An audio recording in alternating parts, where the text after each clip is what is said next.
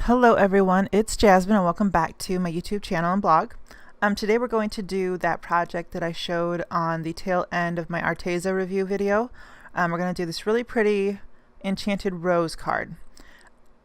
And we're going to start off with some Bristol smooth cardstock, this Enchanted Rose background stamp by Brutus Monroe, and we're going to use archival ink so it's waterproof.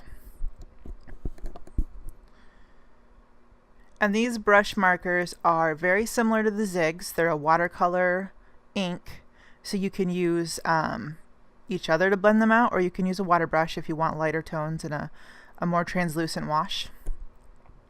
So I'm going to use two colors for my rose, a darker purple and a really pretty bright bubblegum pink. And I laid down the purple first and then blended out with the pink.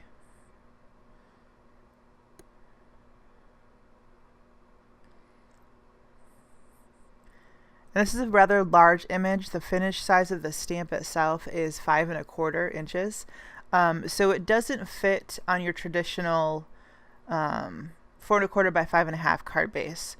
So what I did with this is I colored it, and then using the die I was going to use, just kind of figured out where I needed to color and where I didn't, so that I wasn't wasting my time and supplies.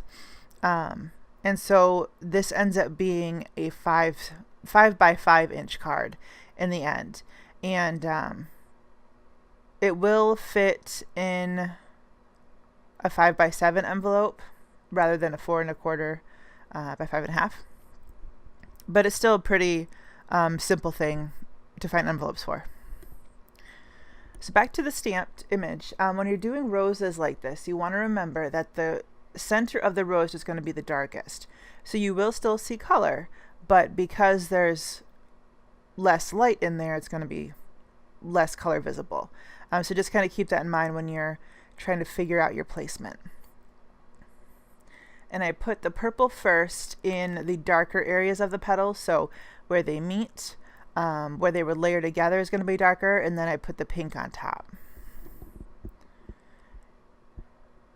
If you struggle with coloring in general, or just kind of where to put your lights and darks, a really easy thing to do is look up Google Images. Just look, bring up images of roses, and that will show you where the dark areas are and where the light areas are.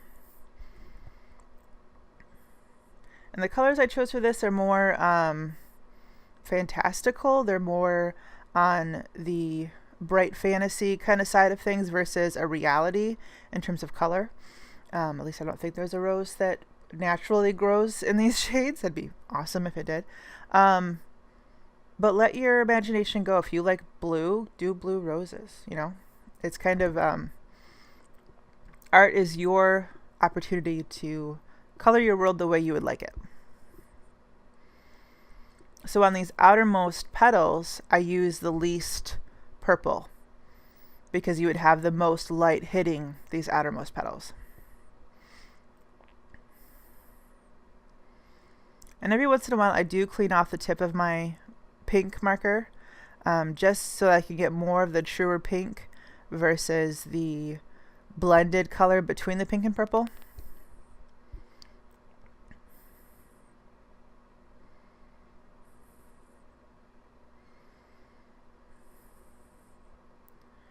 And just so we weren't here all day, I didn't leave the entirety of the color in the video, just because once you watch me do a few petals, you kind of get the idea.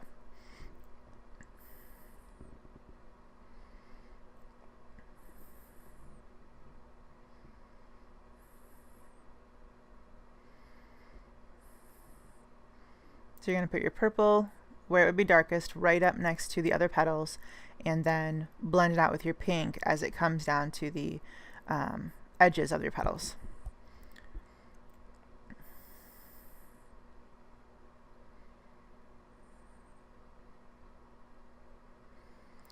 So now I moved on to the leaves, and I'm just using two shades of green, one darker, more,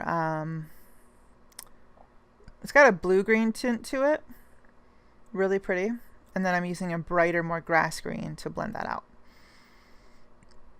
And so for your leaves, again, Google Images is a great resource. You're going to want to put your darker color along the veins of the leaf, and then use the green to just blend out the whole thing.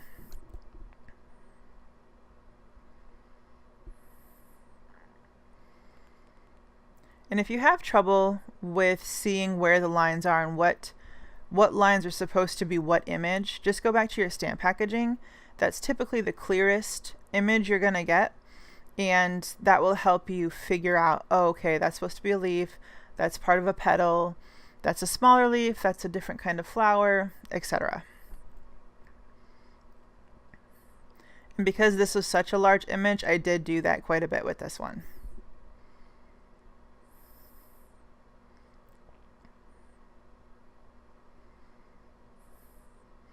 And it was a lot of fun to color.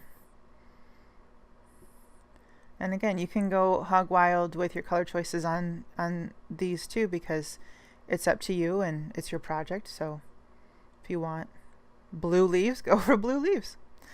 So here I've got my image finished coloring, and I've die cut it using a stitched square die. And the finished size of this, the floor image was 4.5 inches, and then so that's why I went with a 5-inch card base. And the cardstock I'm using for that is W+9 oatmeal.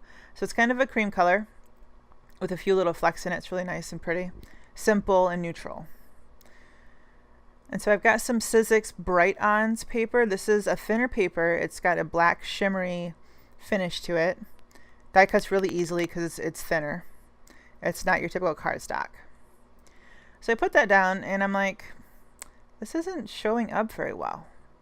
So I went ahead and die cut another one, same smile die. And the smile die is from Mama Elephant, out of some white glitter cardstock from Doodlebug. And then I just glued it on top, but just slightly skewed so that you get just a hint of the black behind it, so it kind of looks like a drop shadow. And I just used Tombow Money Multi glue to attach that.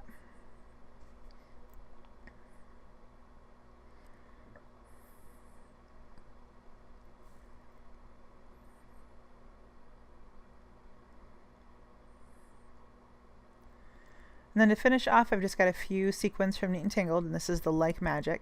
These are a few different sizes in this pack, and they're really pretty. They're clear iridescent ones. And I added those with the Tombow as well, and that finishes up the card. So really simple and easy. And again, you can go nuts with your colors, just whatever you want. And this card is really versatile too. It could be used for an encouragement or sympathy, thinking of you, birthday. Hey, I'm glad we're friends. Thank you for babysitting my kids, you know, kind of anything. So thanks for joining me today. Don't forget to hit the like and subscribe button so you don't miss out on my future uploads. And hit the bell notification, and that will send you a little message every time I upload. So thanks for joining me today. We will see you next time, and have a great day.